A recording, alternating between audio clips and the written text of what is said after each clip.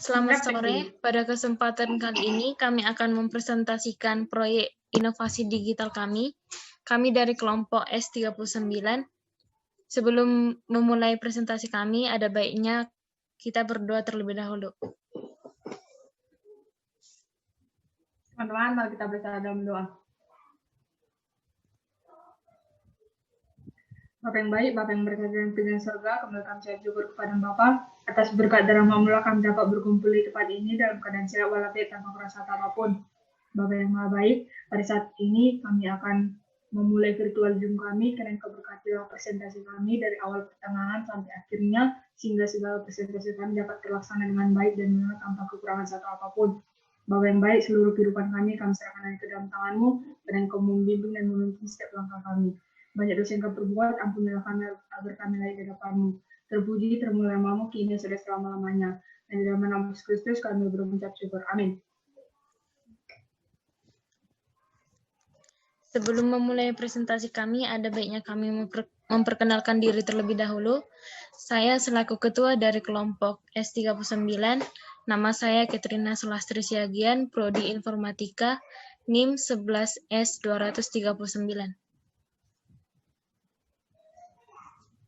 Perkenalkan, nama saya Regina Gabriela dengan NIM 21S240. Saya dari Prodi S1 Manajemen Rekayasa. Perkenalkan, nama saya Maria Pasaribu dengan NIM 21S20051 dari Prodi S1 Manajemen Rekayasa. Perkenalkan, nama saya Kriyanti Sirait dari Prodi S1 Sistem Informasi dengan NIM 12S20039. Perkenalkan, nama saya Andrea Angelia Hutapea. Saya dari Prodi S1 Sistem Informasi dengan NIM 12S200053. Terima kasih. Topik yang kami pilih sebagai bahan proyek kami yaitu online learning that you are currently doing. Dan untuk masalah yang kami diskusikan yang berhubungan dengan topik tersebut adalah masalah kurangnya pemahaman terhadap materi kuliah yang disampaikan. Jadi, kami telah memutuskan masalah yang berhubungan dengan topik tersebut sehingga sesuai dengan yang diajarkan pada mata kuliah inovasi digital pada minggu-minggu sebelumnya, yaitu masalah besar ini akan dibagi menjadi masalah-masalah yang lebih kecil, yang merupakan penyebab kenapa terjadinya masalah besar tersebut. Nah, yang pertama adalah jaringan yang kurang stabil. Yang kedua, suasana saat Zoom yang kurang kondusif. Yang ketiga, mendengarkan musik saat Zoom. Yang keempat, sebagian jadwal tidak terlaksana sesuai timetable. Yang kelima, kurang mengendalikan diri pada penggunaan HP. Yang keenam, suka menunda-nunda pekerjaan. Yang ketujuh, mata perih dan badan pegal saat menjalani PJJ. Yang kedelapan, kurangnya latihan soal. Setelah kami dekomposisi masalah besar tersebut menjadi masalah-masalah yang lebih kecil, kami mengabstraksi masalah tersebut sehingga hal-hal yang kurang penting dapat dikurangi. Sehingga hasilnya menjadi jaringan yang kurang stabil, suasana saat Zoom yang kurang kondusif, sebagian jadwal tidak terlaksana sesuai timetable, kurang mengendalikan diri pada penggunaan HP, suka menunda-nunda pekerjaan, mata perih dan badan pegal saat menjalani PJJ, dan kurangnya latihan soal. Untuk slide selanjutnya akan dijelaskan oleh teman sekelompok saya yang lain. Nah, berikut ini merupakan solusi dari permasalahan yang telah kami diskusikan. Giving solution untuk permasalahan yang pertama yaitu jaringan yang kurang stabil. Solusinya yang pertama, apabila kita menggunakan IndiHome atau Wi-Fi, maka kita perlu menyiapkan paket data dari HP kita agar pada saat ada gangguan jaringan dan listrik yang mati tidak menjadi hambatan untuk melaksanakan PJJ. Yang kedua, kita mencari lokasi dengan jaringan yang stabil.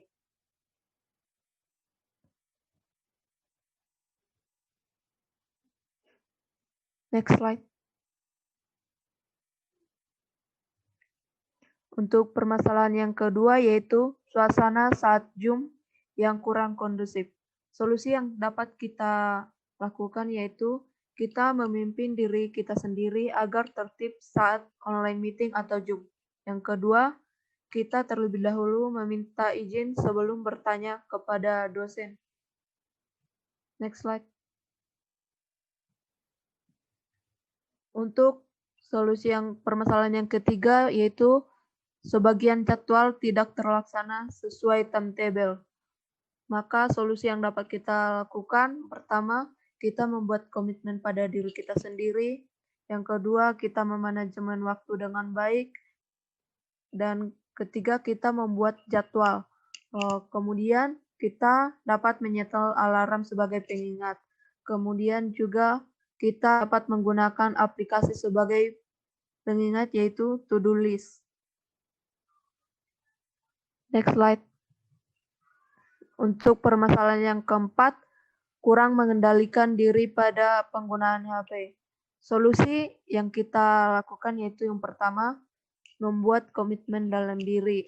Yang kedua, kita menjauhkan HP dari jangkauan kita jika tidak diperlukan. Yang ketiga, kita fokus pada tujuan awal kita.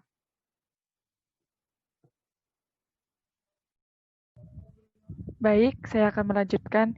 Masalah yang kelima yaitu suka menunda-nunda pekerjaan. Maka solusi yang dapat kita berikan yaitu 1. Menetapkan target, 2. Memprioritaskan pekerjaan yang paling penting, dan yang ketiga mengerjakan pekerjaan sesuai dengan jadwal yang telah kita tetapkan.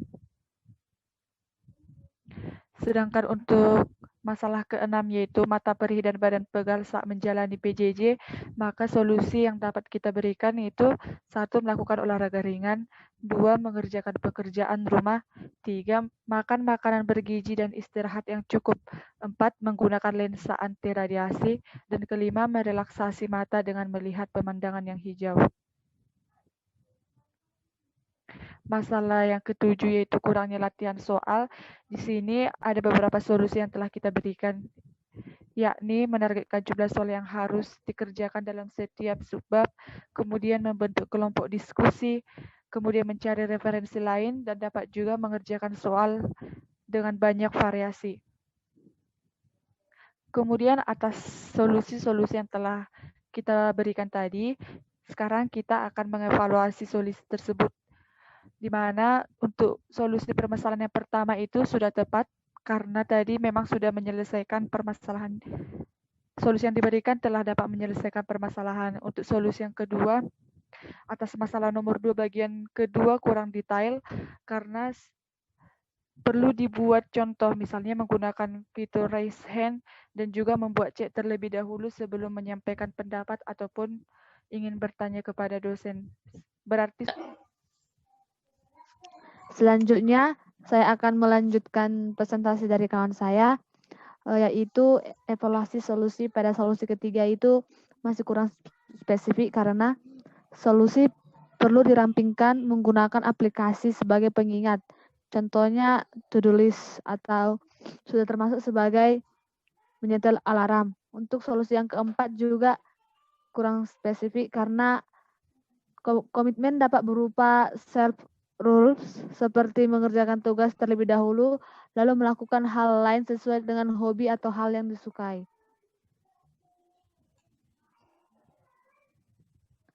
Dan untuk solusi yang kelima juga kurang spesifik karena tidak jelas target apa yang akan harus dicapai dan target dapat ditetapkan seperti menyelesaikan tugas sebelum deadline. Dan pekerjaan yang paling penting yang dimaksud itu kurang jelas. Lalu pekerjaan itu dapat diurutkan dari tugas-tugas mendesak dan penting, tugas mendesak dan tugas tidak penting. Dan untuk solusi yang keenam juga harus dijadikan menjadi satu solusi, yaitu melakukan pekerjaan rumah dapat dianggap sebagai olahraga ringan. Untuk solusi yang ketujuh juga kurang spesifik karena jumlah soalnya tidak ditargetkan berapa banyak dan jumlah soal yang harus dikerjakan dalam setiap subbab yaitu 20 soal per hari itu seharusnya ditambahkan supaya bisa melatih kita lebih baik lagi.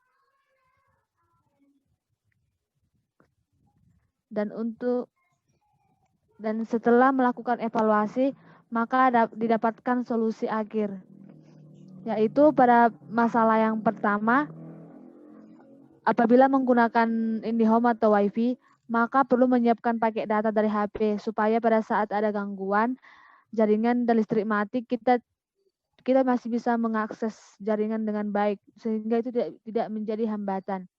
Lalu mencari lokasi dengan jaringan yang stabil. Dan evaluasi akhir pada solusi atas masalah yang kedua, kita simpulkan yaitu memimpin diri sendiri agar tertib saat online meeting atau Zoom, dan meminta izin terlebih dahulu sebelum bertanya, misalnya menggunakan fitur raise hand dan membuat chat terlebih dahulu. Selanjutnya akan dilanjutkan oleh teman saya. Saya akan melanjutkan presentasi dari teman saya. Setelah melakukan evaluasi, maka akan didapat solusi akhir. Solusi akhir pada masalah yang ketiga, yang pertama, membuat komitmen kepada diri sendiri. Yang kedua, memanajemen waktu dengan baik, misalnya dengan membuat jadwal. Yang ketiga, menyetel alarm atau menggunakan aplikasi sebagai pengingat. Contoh aplikasinya adalah contoh to-do list. Solusi atas masalah yang keempat, yang pertama, membuat komitmen dalam diri. Komitmen dapat berupa self-rules, seperti mengerjakan tugas terlebih dahulu, lalu melakukan hal lain sesuai hobi atau hal yang disukai. Yang kedua, menjauhkan HP dari jangkauan jika tidak diperlukan. Yang ketiga, memfokuskan diri pada tujuan awal. Solusi atas masalah yang kelima, yang pertama, menetapkan target. Target dapat ditetapkan seperti menyelesaikan tugas H-1 deadline. Yang kedua, memprioritaskan pekerjaan yang paling penting. Pekerjaan dapat diurutkan dari tugas mendesak dan penting, tugas mendesak dan tidak penting. Yang ketiga, mengerjakan pekerjaan sesuai dengan jadwal yang ditetapkan.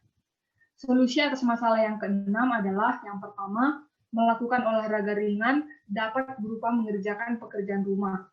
Yang kedua, makan makanan bergizi dan istirahat yang cukup. Yang ketiga, menggunakan lensa anti radiasi. Yang keenam, merelaksasi mata dengan melihat pemandangan hijau. Solusi atas masalah yang ketujuh adalah yang pertama, menargetkan jumlah soal yang harus dikerjakan dalam setiap subbab. Misalnya, jumlah soal yang harus dikerjakan dalam setiap subbab yaitu 20 soal per hari. Yang kedua, membentuk kelompok diskusi. Yang ketiga, mencari referensi lain. Yang keempat, mengerjakan soal dengan banyak variasi.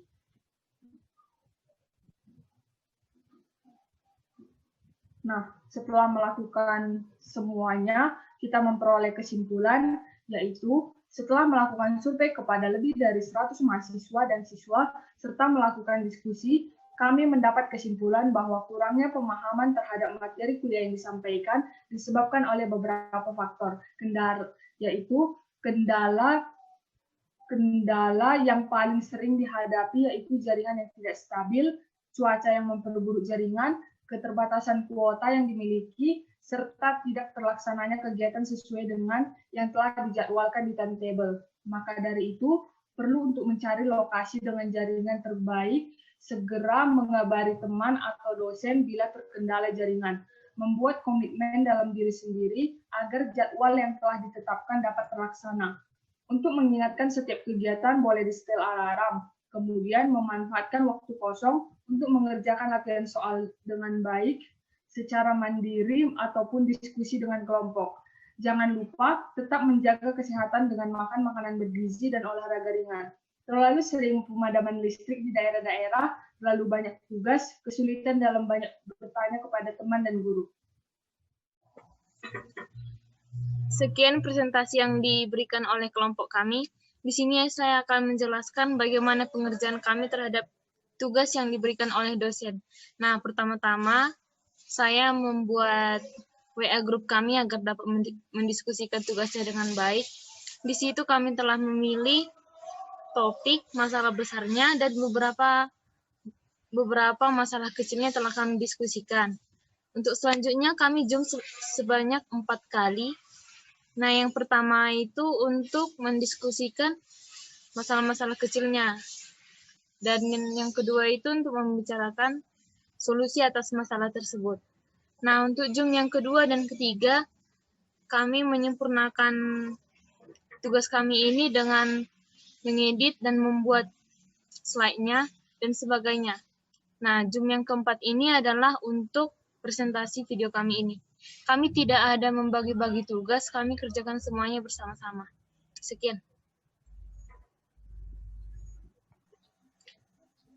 Untuk mengakhiri presentasi kami, ada baiknya untuk berdoa terlebih dahulu. Teman-teman, mari kita bersatu dalam doa.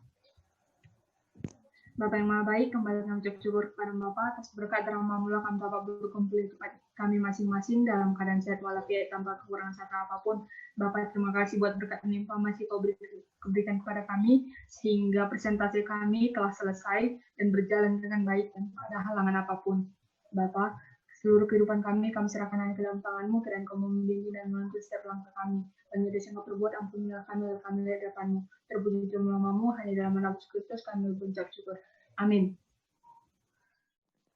Baiklah, sekian presentasi dari kelompok kami. Apabila ada kesalahan baik dalam penulisan dalam slide-nya ataupun dalam tutur kata kami mohon maaf dan kami mengucapkan terima kasih. Sekali lagi kami kelompok S39 mengucapkan terima kasih.